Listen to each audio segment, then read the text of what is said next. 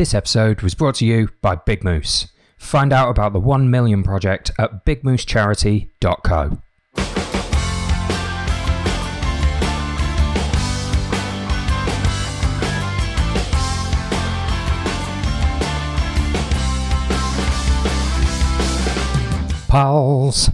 Pals, greetings and welcome to another episode of Everything Endurance. I know what you're going to say, and you're absolutely right. We said we were back. We said this was it. There'll be no more breaks for a while. We said we got episodes in the bag ready to go. Well, I mean, that was true. I had episodes in the bag ready to go, but they needed editing and stringing together into something that resembles a professional sounding podcast, or at least professional-ish. Unfortunately, we're a tiny little team over here at Beyond the Ultimate, and just stuff came up on the run into us heading back to Peru for the first time in 3 years. There was some logistical stuff I needed to get myself involved in that meant I couldn't really be involved in editing these podcasts, which is a terrible shame. I've known these are sitting around on my hard drive and I've wanted to get them out to you, but here we are today, randomly on a Thursday this time, squeezing an episode out just in time for the Summer Spine because it's pertinent. All right, the Summer Spine race is coming up. I've just got back from Peru. I've still got swollen feet from the infected bug bites from out there in the middle of the jungle. My stomach still ain't right. Who cares? I'm ready. I'm going back out on the Summer Spine. I'm going to be in Edale tomorrow, ready for registration, and I'm going to be following that race every step of the way. And one of the runners I'm going to be following particularly eagerly is our guest on the show today. This is a really inspiring episode for a lot of different reasons. This tracks a runner's journey from their first sort of realization that maybe they needed to do more for their fitness for the sake of their loved ones around them. Somebody who had, more barriers to overcome than a lot of us when we go into these kinds of events and the kind of areas that we love to go running in. And we're going to track that journey right the way into ultra running success, where they're now hitting podiums, completing massive races, and about to take part in the monster Summer Spine race. So we're about to talk to someone today who I know you're going to find just as interesting as I did. And that person is the quite wonderful Sabrina Pace-Humphreys. Now, before I rush straight into the interview, I do also want to mention that Sabrina Pace-Humphreys, between the time at which we recorded this episode and it now being released, her book's come out. So if you want to know even more after listening to this about Sabrina Pace-Humphreys and her inspiring journey towards ultra running excellence, then go and find her book. The title and a link will be in the description below this podcast. Okay, without further ado, without any more whining from me, let's go straight into the interview. So welcome, Sabrina Pace-Humphreys. Sabrina, how are you? I'm okay. I've just got in from a run, so I'm a bit sweaty in running kit, but hey, I'm a runner. What can I say? Yeah, there you go. That's what we're here for, right? This is authentic. Yeah, absolutely. Yeah, and that's really only for the benefit of the 4 people who are watching this back on YouTube rather than listening to it while they're out running. But yeah, there you go. Hi. Yeah. Also, you, as I said before we started this, you are showing me up. Like, as a fellow podcaster, look at you with your fancy earphones and everything. Like, I'm just here with the cruddy ones I use on my phone.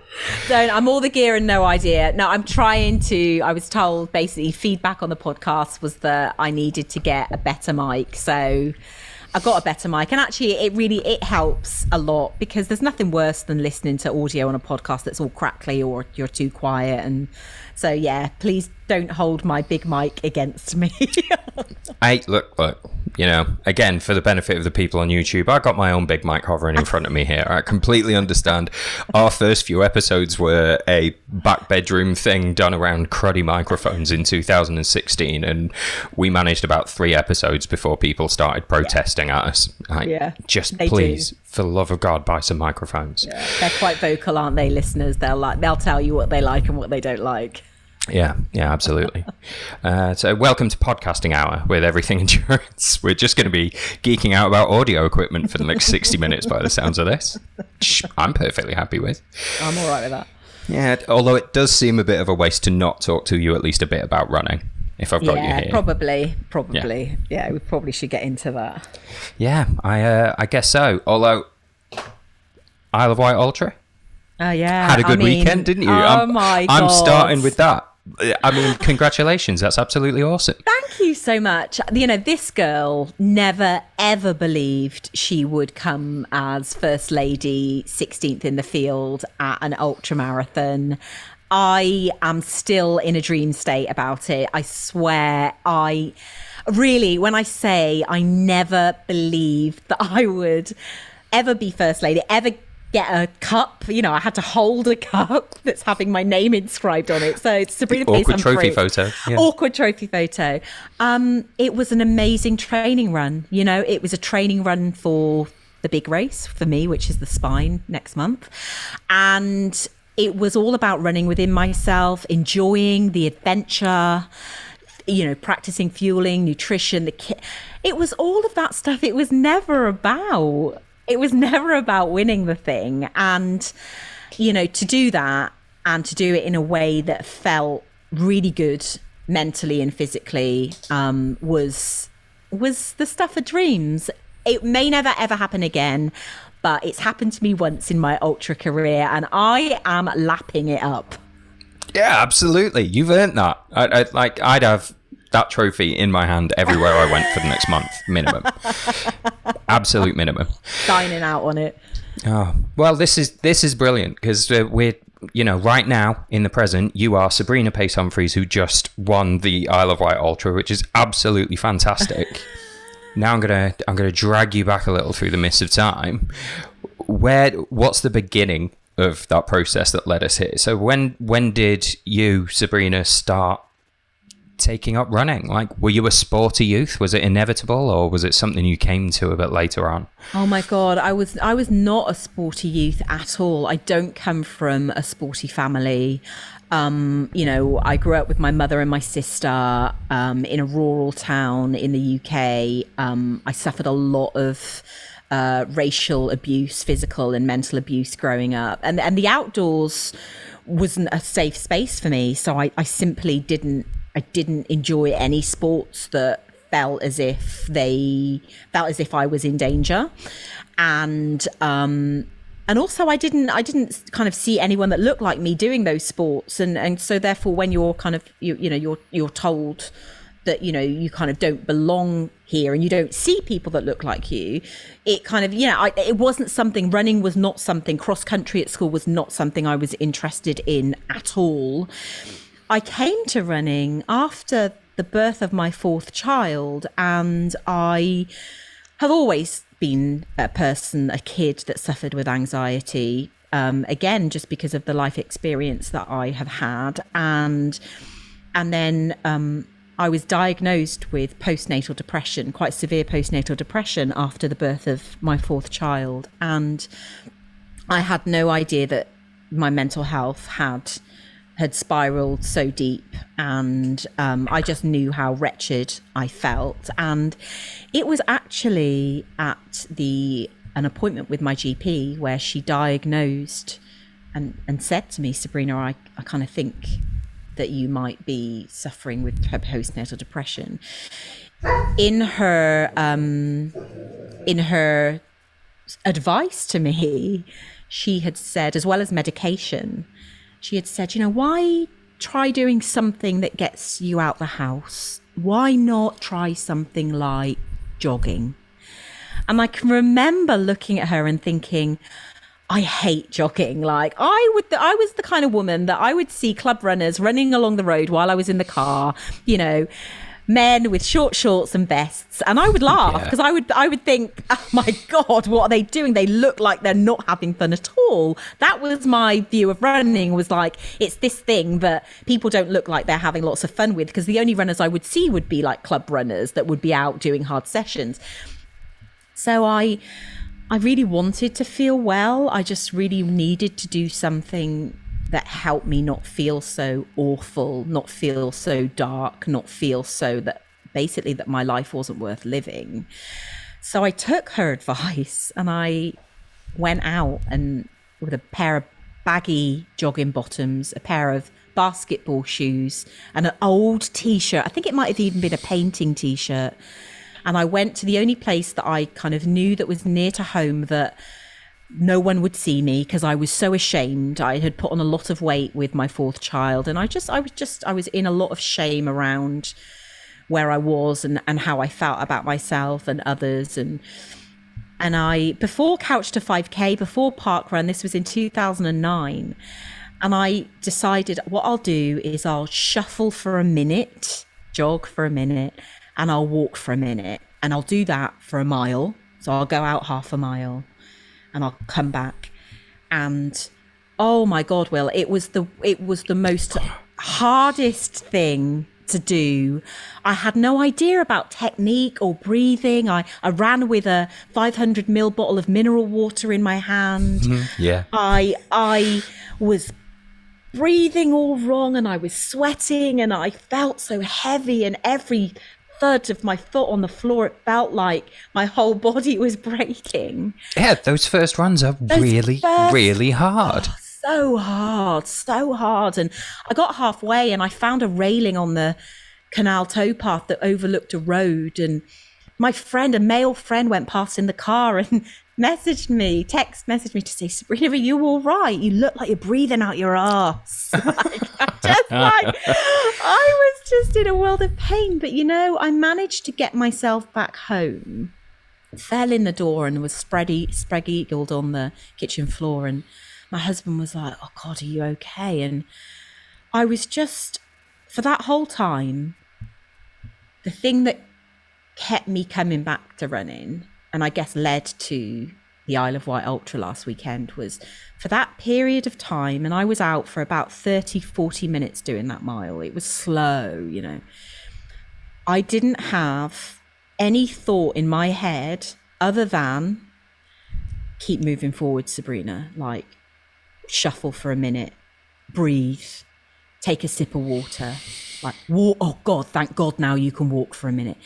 All of the thoughts that had been consuming me at every single minute of my life. I'm not good enough. I'm an awful mum. I'm an awful person. I'm a bad wife. I'm no good at running my business. I'm fat. No one wants to work. All of that stuff that made me not want to be here anymore. For that time on the run, it went, because all I focused on was what I was doing on that run. And it was, to me, that was like such a relief. And that's what, even though the DOMs got me bad. Oh yeah. DOMs got me bad, it's what made me go out again. And then it's what made me go out again. And it's still what keeps me going out. I think that's one of the hardest things to convince people of. And I'm quite happy to be open about saying that anxiety and depression have been things that I've been tackling for as long as I can remember. And I understand that feeling on the first couple of runs when you first go out there and you're in the streets and you're open and people can see you, and it's a terrifying experience. And you really have to look back and reflect to see the mental benefits of it, which were that complete break from those all-consuming thoughts. For whatever time you were out there in that run, your brain was getting to rest from that hurricane that's going on in it. And the benefits of that are massive, but not always easy to see when you're sitting on the sofa the next day with your legs tied in knots, wondering how you're ever going to motivate yourself to do that again. That was it. That's absolutely it. And it's everything that you've said. And that was at a time when, nowadays, absolutely the science behind, the healing, the headspace we get when we're running, and running is prescribed on the NHS as a tool to management. But in 2009, it wasn't spoke about. It wasn't, we were so closed door in terms of if we suffered with anxiety and depression. It was something to not talk about. It was something to be ashamed, because that's not something that people will think you're a okay person if you admit that you suffer with depression or that you suffer with crippling anxiety. But you know what? It was that small glimmer that even when I had those DOMs and my legs were in knots and I was like, how the hell am I going to walk again? Never mind run. It was that little feeling inside me that I went out and I did something for me, and I did what I said I was going to do, and it was really, really hard. But that little sense of pride in myself that I had afterwards, like, Sabrina, like, you hate running and you just went and walked a mile. Like, you're all right. That's all right. That little bit of pride was just enough to get me to be that little pill that kind of made me, when the DOMS subsided a wee bit, to go out again. And Incredible. That's all we need. That's all we need, is just a little glimmer of something to get us to go out again, to get that consistency going. Incredible. I mean, obviously you started to feel those benefits, because we know the end of this story. You know, it's not just couch to 5K here. You got off the couch, you did the mile, you presumably did the 5K, and now we're at winning ultras. So what kept you then pushing the length of those runs out? I think that I realized pretty quickly, especially with the long run, even I think more so when I was getting up to like 10Ks and half marathons, the long run was always, I always read and I was told it's the staple of the training. You know, it's that building that aerobic base. It's you know, and it's so crucial to that weekly, those micro kind of training, you know, at the progression. Yeah. So, and what I would find in the long runs is that I would really, really get into the zone. So my running became not just a way to block out those demons, you know, those negative thoughts, but also the longer I went, I was able to work through some of that stuff. So there would always be a period within the long run where it would be like, okay, let's focus on the breathing, let's focus on the cadence, let's focus on staying upright, let's focus on, you know, when are you going to get... So it was the running stuff. But then with that nirvana state, with that clear headspace, comes the issues that I've been dealing with as a mum, or my feelings of self-esteem. And the longer I went, the more I would have like aha moments around that stuff. Like, well, you tell yourself you're really shit, and you might tell yourself you're a shit runner, or you haven't dealt with that situation with your kid in the right way. But the run gave me a chance to really understand why. So I'd ask myself, but why?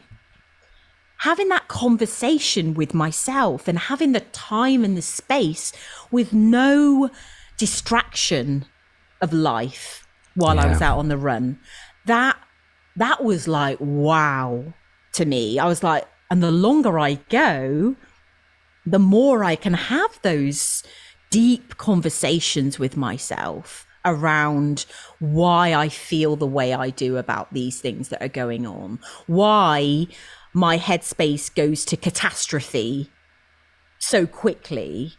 What is it about? You know, and the longer I go, the more moments of realization as to why I'm the way I am and why I react the way I do to things. Long running gives me, it's just therapy. Whether I'm on my own or I do a lot of runs solo. I've always done a lot of training solo because no one ever really wanted to, in my circle, really wanted to do the distances that I did. Oh. Until I found other ultra runners, of course. But yeah, a lot of my training is solo. And so therefore I had to kind of make peace with myself throughout that running journey, because if I hadn't, the demons would have stopped that running journey. Because in the early days of running, road running in particular, being part of a road running club, I was on a road to letting my running be another tool with which to hurt myself. Yeah. And that changed when I found trail running and ultra running.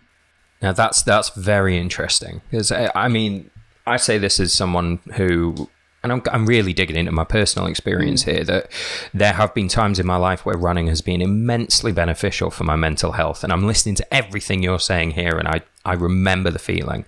Like I I guess if you were a bit more zen, you'd call that state almost meditative.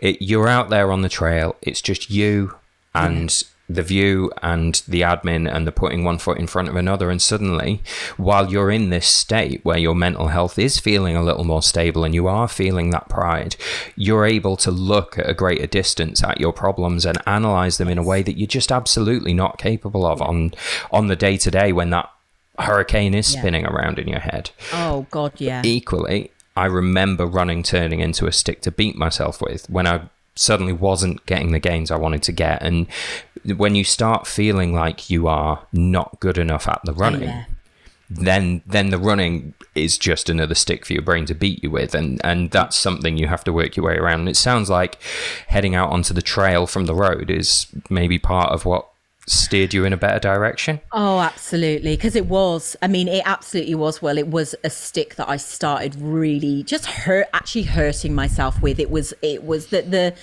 people I surrounded myself with were, very good to average club runners, but it was all about, at that point, it was all about chasing times, chasing PBs. If you did a race and you didn't get a PB, it was a waste of a whole training cycle. It was a waste of the day. It was a waste, and I knew that what I was doing to myself, trying to get thinner, I would see women athletes, I would love, well, they're getting the PBs because they're thin, they're lean, so, not getting enough calories in my diet, overtrain, and I was a mum of 4, like I couldn't, was hurting me, and it was taking me back to those places of you're not good enough, you don't belong here. You're never gonna be good enough. Why even do this? Why even run? And I just thought, I can't continue to do this. And at that time as well, within my life, I was running a very successful PR business. I was a mum of 5, I was the main breadwinner.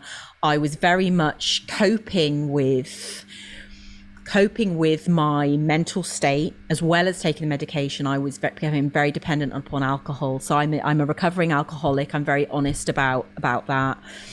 And I merged to trail running, or I found the trails in the same year that I went into a fellowship program for managing my addiction, and living a day at a time as a sober woman.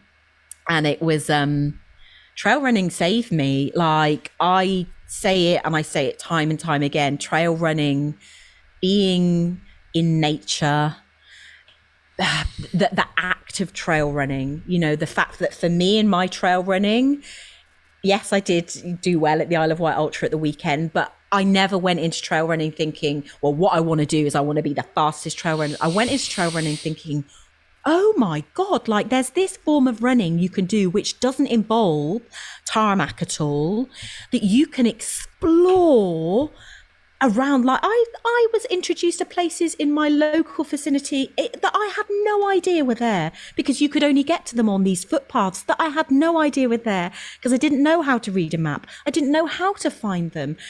I learned from that moment. I can remember my very first trail run and walking to like this vista, this top of this hill near me, and like surveying the landscape around me and be like, I had no idea that my legs could bring me here.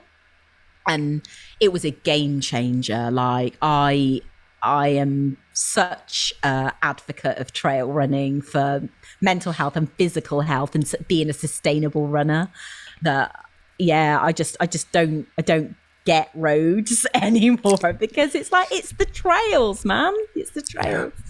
I don't want to take anything away from any of the road runners that might be listening to this. Like, I'm happy for you. If that's where you're getting your happiness from, crack on, be happy. That's all I can hope for anybody. But I can't help but feel like you could be happier out in the trees.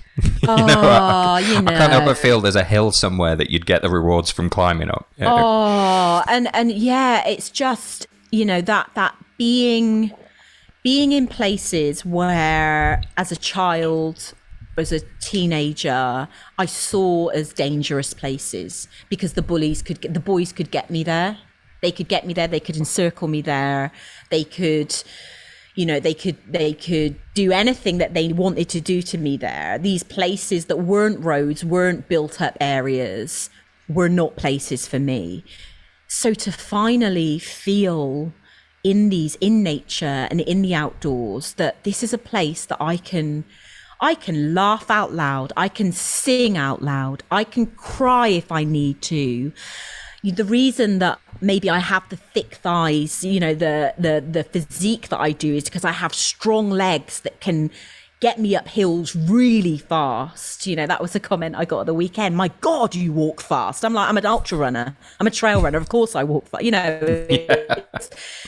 Everything started to make sense in terms of what I needed from my running, and to help me to deal with some of those demons from my past that were like, these aren't safe spaces for you to be. Suddenly the trails became a place of healing and a place where I could do something I loved, which was running and moving my body forward in this place that was once dangerous and was now a sanctuary, wherever it was, whether it was a trail or eventually a mountain, or whether it's just, whether it's a canal towpath, whether it's anywhere that's not on the road, not somewhere where, again, I feel I'm on view. I can get lost in the trail, and I love getting lost on the trails, but getting lost in a sense of, in that mental way, rather than actually getting lost, because I don't really like getting lost. We're not talking about mountain rescue incidents no, here. We're absolutely not. Yeah.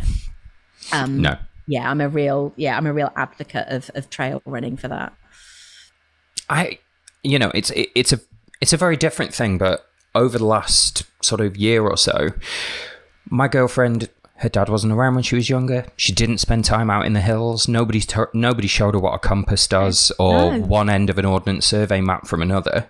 And we have just over the last year or so started really just heading out and exploring, if anything, only the countryside within a few miles of where we live. And I've just watched her walk around corners over and over again, and it's like someone's done a magic trick. It's like someone's allowed her into Hogwarts. Like, she is now a member of a world that she didn't realize was all around her before, and seeing so many benefits of that. So she doesn't listen to this podcast, so I can wang on about her with impunity.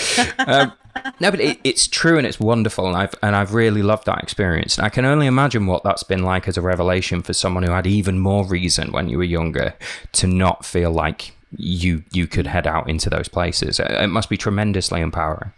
It really is. It's such a, the outdoors. I mean, last year's Mental Health Awareness Week was around, being out in nature. And when I saw that, I smiled, because I've known it for years, that the healing power of being in nature, and as a woman as well, and as a Black woman, moving yourself forward in a way that feels purposeful and feels joyful, and doesn't feel as though it's another form of exercise, that it's about how many calories you can burn, how fast you can be, how you can beat the person. Like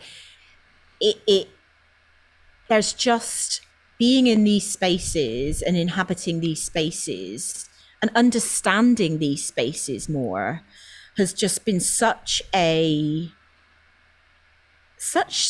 enlightenment for me in my life. Because as you said about your girlfriend, I didn't grow up. I had no idea what a compass was until I started trail running. Like, I knew what a compass was, but I didn't know how to hold it.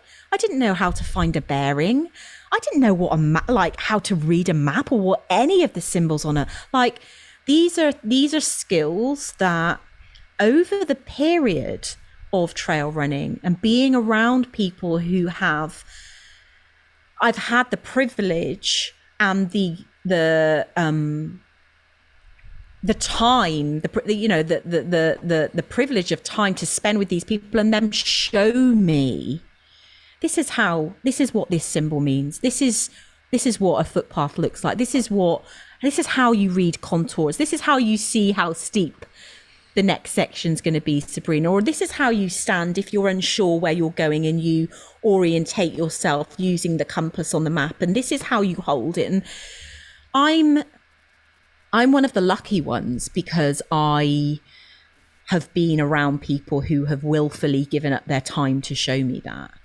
And not everyone has that privilege, and we have to be really honest and open about that. It's very easy to say, oh, well, if you want a trail run, all you need is a pair of trainers. Mm. It's not. It isn't.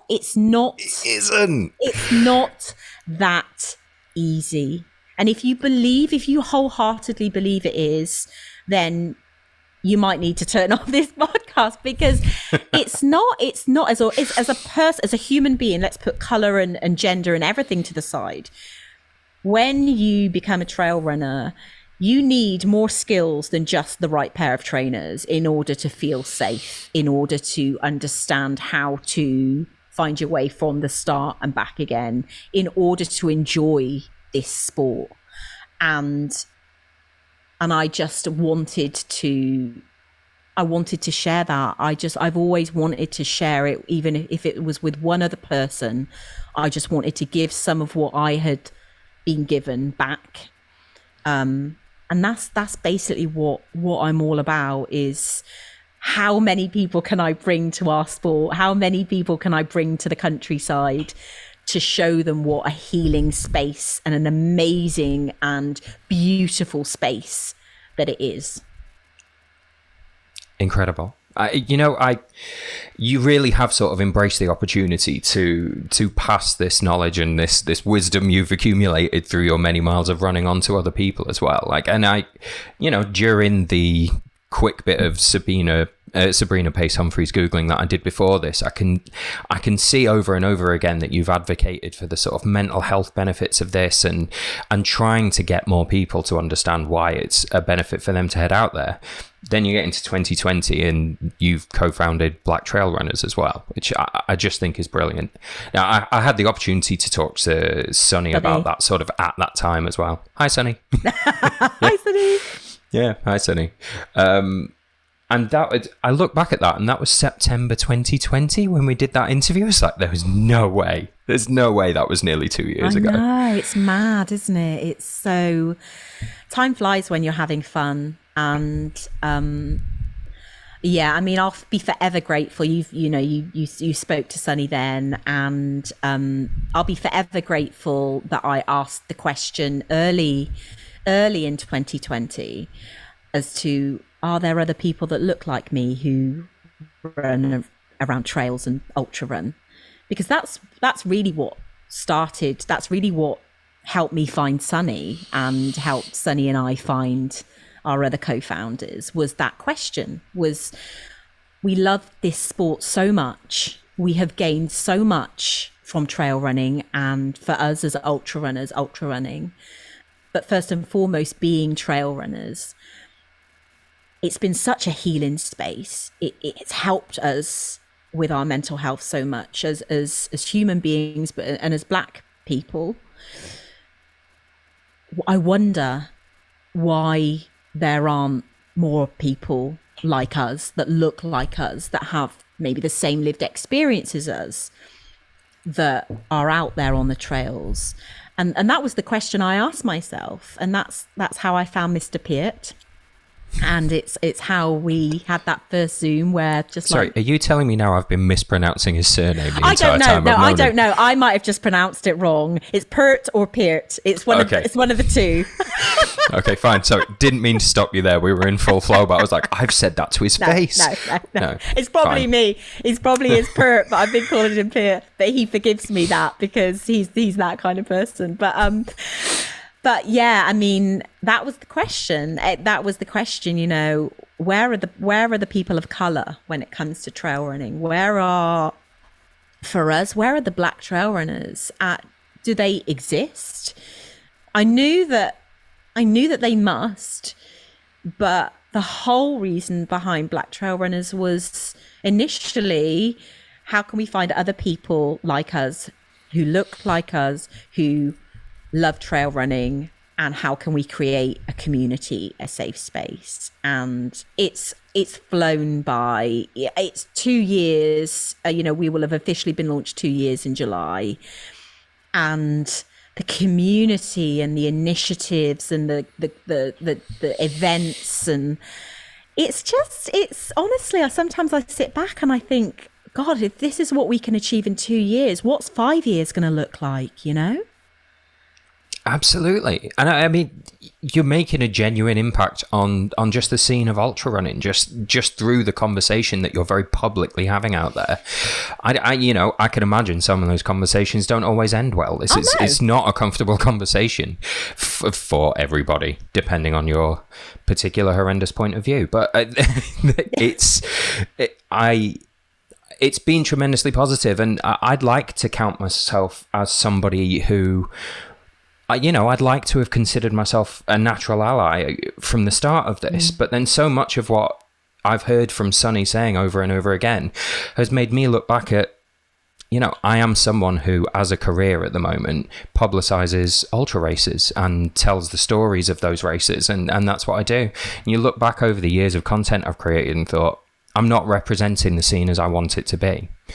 And that's something that Sonny drove into my head 2 years ago and has been sat there ever since. There's a tremendous amount of value in what you guys are doing, and I'm glad people are seeing it. So. I am too, and it is about, the representation, it is about, and that's in a sense, that was what was so beautiful about being in a good physical and mental position to last weekend have a really good training run, because that's really what it was with Damo when we spoke. It was a training run. It was but that representation, that crossing the finish line and holding aloft my Black Trail Runners t-shirt, that inspiration that I am of no particular talent at all, and I've just been really consistent, and I love what I do. And that, for me, as a Black Trail Runner or as a co-founder of Black Trail Runners, crossing that line and knowing that at least one woman or at least one person of colour will think, hey, Sabrina's done, I'm going to go out on the trails tomorrow. Yeah. And it's really, it might not seem important to some, but that representation is really important, that these conversations are really important. Those images, that video content, it all goes towards creating a more diverse trail running industry. And it's about so much more than all you need is a pair of trainers. Because I keep relating to that, because that is the biggest ignorant comment that we'll get in response to anything, to if what we do, whether it's podcasts, is the trail, or the other one is the trails don't see color.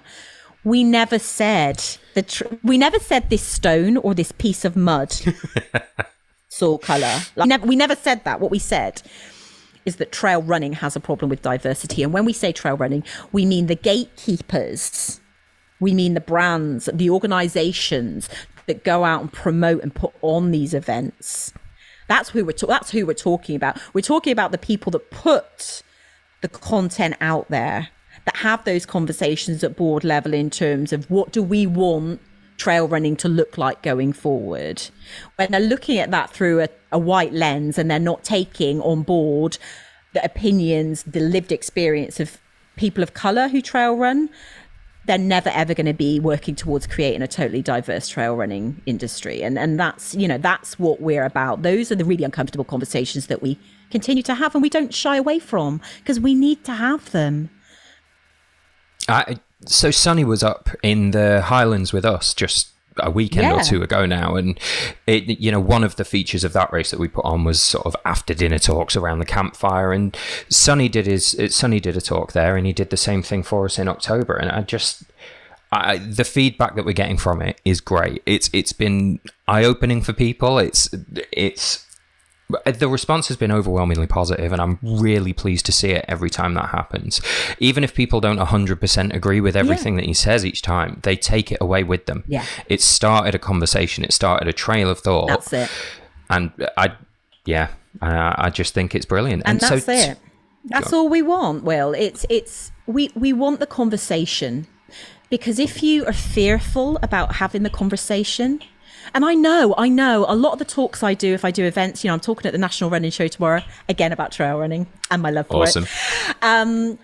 The question that I get, the most popular question after I do a talk is, how can I, normally white man or woman, how can I help you? And what I say is that this small thing that you can do, and it's really easy, is if you are at an event and you look around you and you think, I don't really see any people of colour here, you're a stakeholder.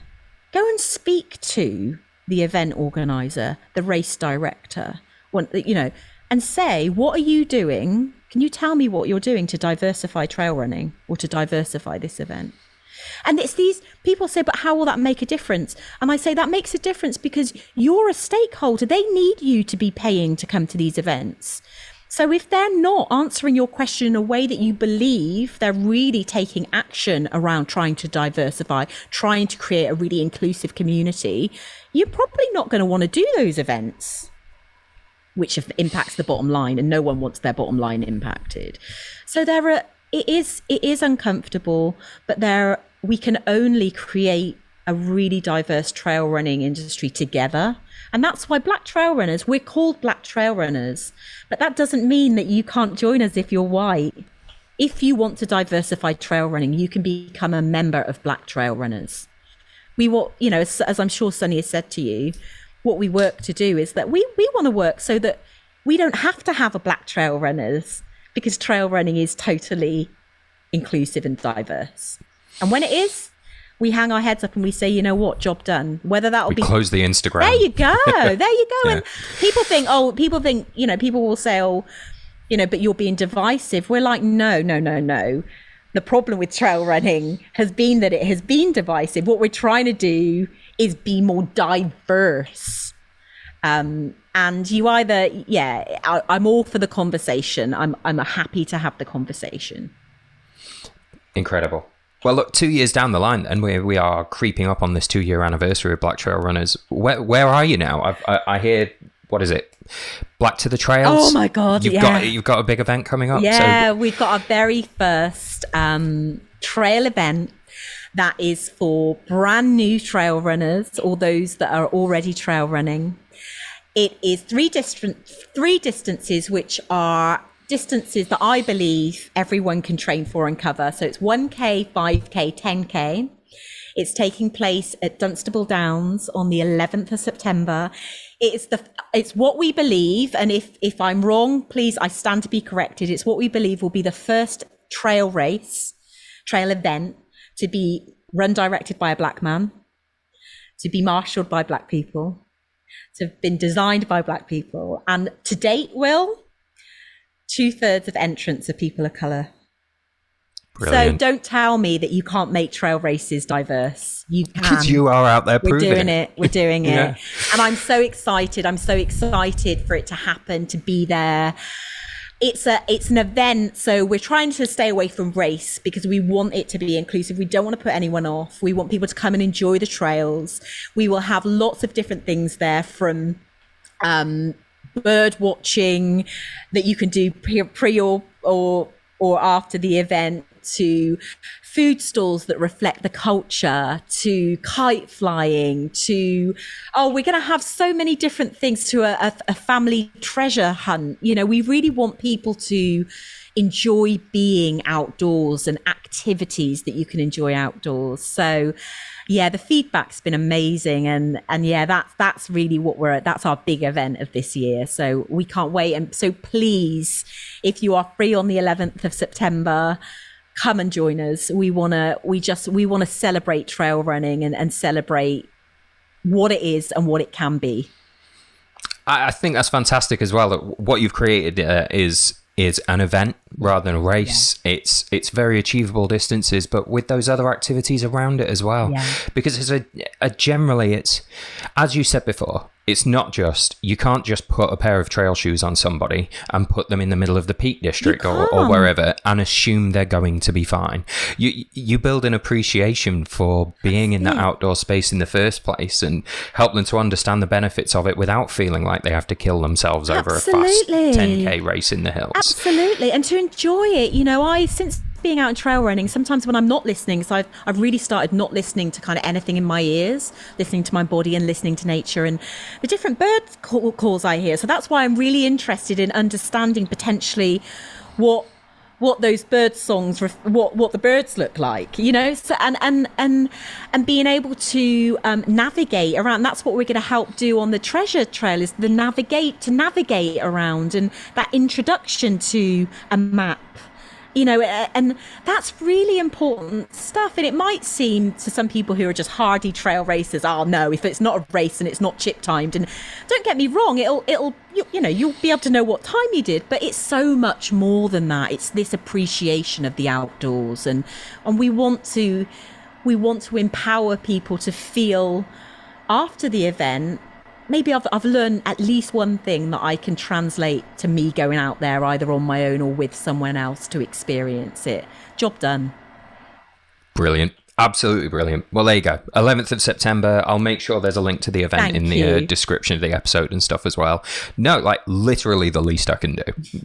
Not a problem. I hear there's a book coming as well. Is that right? Oh my God. Yeah. So my book comes out a week before I attempt to run the summer spine. So yeah, I never honestly will. It's like running. It's like, you know, I never ever thought I'd write a book ever. It wasn't in the life plan to be an author. After the murder of George Floyd and Ahmaud Arbery, who was a black man who was murdered while out running, it was a real moment for me. It really opened up a lot of stuff within me that I'd held inside because I hadn't wanted to be targeted. I still live in the rural town that I moved to when I was 4, that I experienced a lot of the racism, but the rise of BLM and launching Black Trail Runners, it just opened up a bit of a Pandora's box. And a friend of mine who's an author said, you know, Sab, just write, you know, you should start writing some of this down. Just make a note of some of these experiences, some of the stuff that's coming up for you, what it is to be a woman of color living in a rural town, which is a story that there isn't a book on that. There isn't a memoir about what it is to be a British woman living in a rural town and experiencing rural racism from an early age. And so I started writing it down, and then, yeah, she read it and thought some of my chapters were quite good, I guess, emotive. And then I got an agent. She put me in touch with someone who wanted to be my agent, and my book went to auction last April. And well, my book went out for submission last April, and within a couple of days there was quite a few offers, and it went to auction, and I got a publisher. And yeah, my book is due out on the 9th of June. It's called Black Sheep, and it's a story of rural racism, identity and hope. So as well as the rural racism that I experienced from a young age and through my teenage and adult years, it also talks about addiction, as I've talked about here. It talks about being a teenage mum. I had my first baby at 18 years and 2 months. It talks about running. It talks about the mental health. It talks about finding trail running. It talks about making a massive decision to close down the business that I ran for 16 years and follow my dream of becoming a run coach and personal trainer. And then it leads into the here and now, founding Black Trail Runners, and last year traversing the Ramsey Round with 6 Black Trail Runners, you know, a round that was conceived by a Scottish black man called Charlie Ramsey. It talks about meeting Charlie and how important that was in my journey. And yeah, it kind of takes us up to, it doesn't include me actually winning the other way, but it takes us up to... Well, you're going to have a word with the printers now. Like, surely that's an epilogue or something.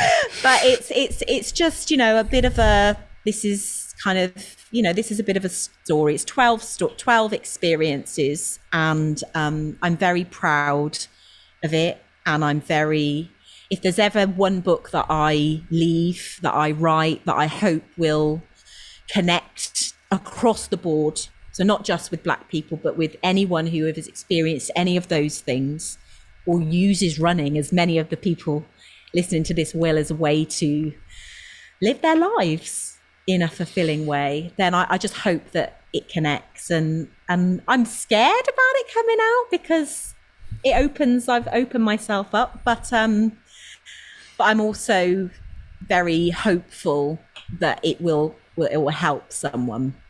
And then a week after it's out, I start attempting to run the spine. Well, that's great. I mean, at least you'll be completely isolated out in the hills while reviews and stuff are coming in. You know, you don't have to worry about that. Exactly. I can't wait. I cannot wait actually to have that adventure on the spine because, all of my book PR has been front loaded or back loaded. So because they know that once I leave, even to leave to get to Edale, Sab's out of communication. So yeah. That's very cool of them. Yeah. Because you'll be in the spine bubble, as I know very well. You do.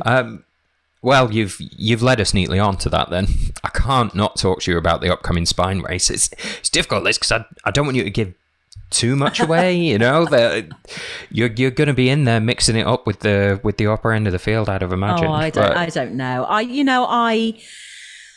I've always had this intrigue around the spine, the distance, the terrain, Damien has been a part of my life, my running life for years, and what he's done on there, and John and Jasmine and Sabrina and Debbie, and I'm an avid watcher. So like talking to you and seeing you now, I'm a fan because like you do you do the footage, you do the updates and all of that. And it's held this special place in my heart for so many years, but I hadn't felt ready to have a go. And me being Sabrina, I was like, Damien, I want to do the spine. I want to do the winter spine. And he was, Sab, why don't you have a go at the summer first? So, and then go to the, and I was like, okay. Training seems to be going well. Obviously it's final prep time now, higher mileage before we go into the taper, last minute kit panic across the board. I just looking at a piece of kit that came that I'm taking to the running show tomorrow. It's the poop scoop.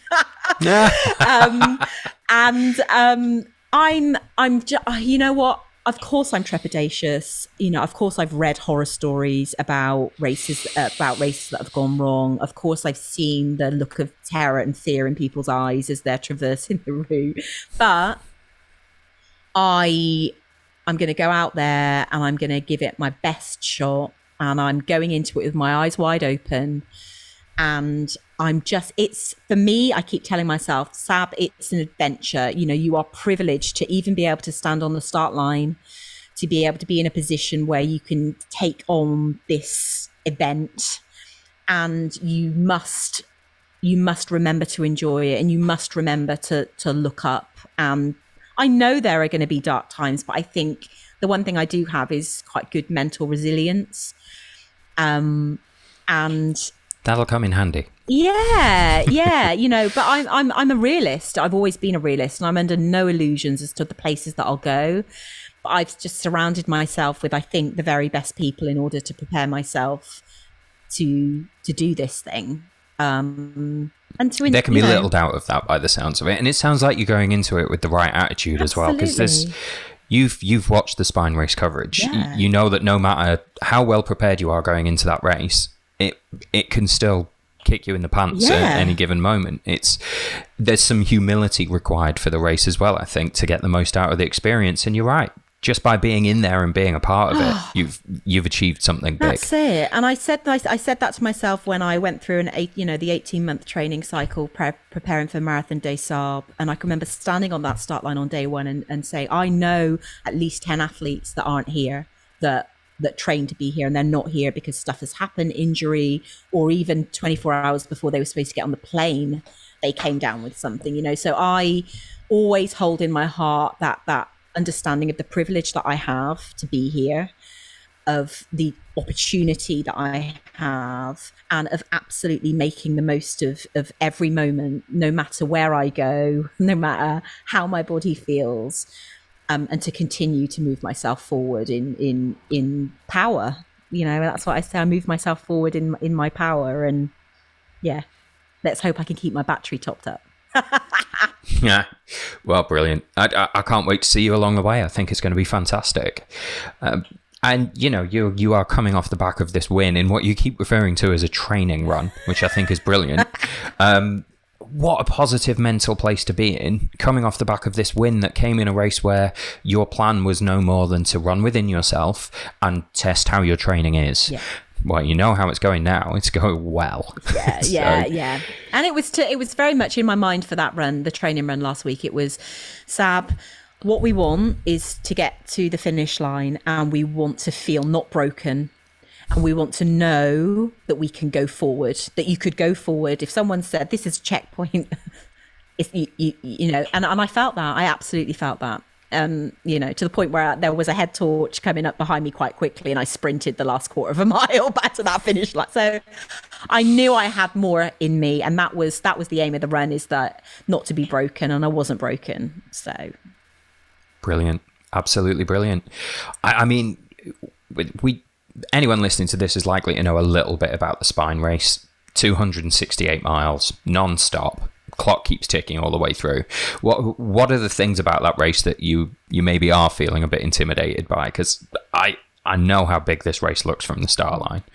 I think what I'm more intimidated about, Will, is being on my own at night. On my own at night, being tired physically, mentally, and on my own at night.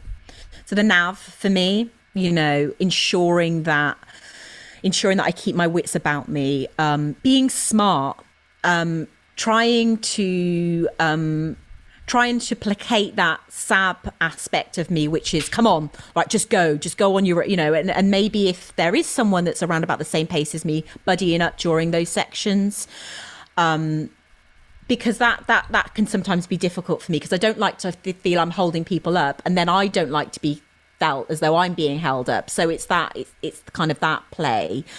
So I think the night, I think that is so, you know, training runs have been, you know, I've kind of been doing that, and also I just think that the sleep deprivation, you know, I'm a mother of 4, and I'm sure that these are things that many people have said to you about their fears about the spine. You know, I'm a mum of 4 and I've had my fair amount of sleep deprivation.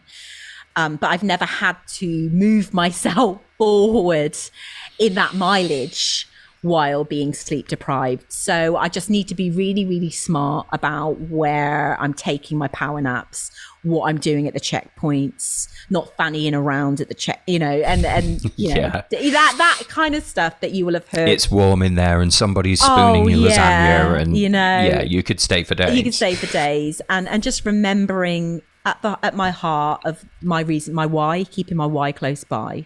And the why is around my kids, around my journey, and around that representation. You know, none of my community expect me to do anything other than move myself forward in a way that is meaningful and joyful to me. And because I don't have that expectation on me, then I get to enjoy this thing. You know, I get to really enjoy this adventure, and I have to go into it with that positive headspace and see it as an adventure and see it as, you know, I'm just going to come out of a massively busy period of my life with the launch of the book. I want this time. I want that time for the reasons we've spoke about on this podcast. You know, that long run, that long event. I want that. No matter, and I want everything that comes with it. I'm ready for it. Brilliant. Oh, it very neatly brought us back to the beginning of this story there as well. I enjoyed that. And how wonderful is that? The Spine race, as I think like Damien would attest to this, and anyone with any experience of the race, it's not something that you can just on a whim sign up for and fluff your way through. It's a culmination of a lot of years of experience in training and research, which, you know, you've accumulated now over that period of time that all started with this one day where you tried to run, walk and shuffle and crawl your way through 1 mile of running. Yeah. I mean, how utterly wonderful is that? I whatever happens in the Spine race, I'm just really pleased for you that your book is coming out that month and you're going to be out there taking part in that race. I think that's wonderful and inspiring stuff. Yeah, I mean, you've summed it up. That's it. It's kind of, it's this full circle. It's the longest distance I will ever run, ever traversed non-stop. And it, no matter what happens out there, you know, I am proud of what I have achieved, and I can't wait. I'm excited to get there. You know, I've enjoyed the parts that I've recce'd. Penny, the day on Penny Ghent was particularly difficult, but hey, I got to test out my waterproof gear and all of that stuff. But that's good training. Yeah, exactly. But it all adds to the memory book, you know, and I'm all about creating memories and legacies, and I hope I can just make maybe one of my kids or my grandkids want to take up trail running and be an ultra runner. I have no doubt that through your sort of public appearances and podcast appearances and the book that's coming up, somebody out there is lacing up a pair of trainers right now as a consequence of what you've done, and that's just great. Yeah. Well, you know, I've just sort of summed up your career there as a kind of start and finish, like the Spine race is going to be the pinnacle and end of everything. I don't sense that you're the kind of person that just stops and puts their feet up and retires. Is there a next? Have you looked beyond the Spine race at other things you might want to take on? Yeah, I mean, I want to do UTMB. I want to do the full UTMB. I believe that there is. You have been talking to Damo. Yeah, I believe that. I mean, I've been out to Chamonix. In the book, I talk about a life-threatening experience that happened to me while I was out doing a race, an alpine race out there in 2019, and it was a real. It was really, really difficult time for me, and again, the lack of representation in mountain running, the lack of people of colour in mountain running. You go to Chamonix UTMB week, you look around you and ask those questions like, where are the people of colour? You know, and again, it's these barriers to access. So for me, that's a goal of mine. It's a goal to share that journey. It's a goal to revisit that race where I almost lost my life. It's a target, and of course Damien Hall, you know, how could it not be with Damien Hall as a coach? But when I've been out there, and you know, there are many other races that intrigue me, but there's something about that race, and there's something about that environment that is pulling at me. And I think that there's a massive story around it, and I think there's big wins as a community that we can have through aiming for that. So that's what I'd like to do.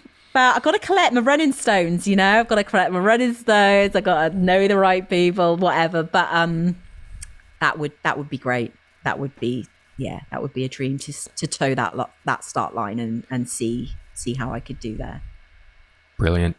Yeah, I want to open this box about whatever this event was in 2019. I want to hear more about your plans for the future, and I want to hear more about the book. And you know what? I think we might have to leave them and come back to them the next time I talk to you, because I have no doubt that there'll be another reason to talk to you on the podcast sometime in the near future. So I'm going to pin you down to it now. We'll definitely have you back on to talk about this sort of thing further. But I just want to thank you for the chat this morning. This has been absolutely delightful, as I suspected it would.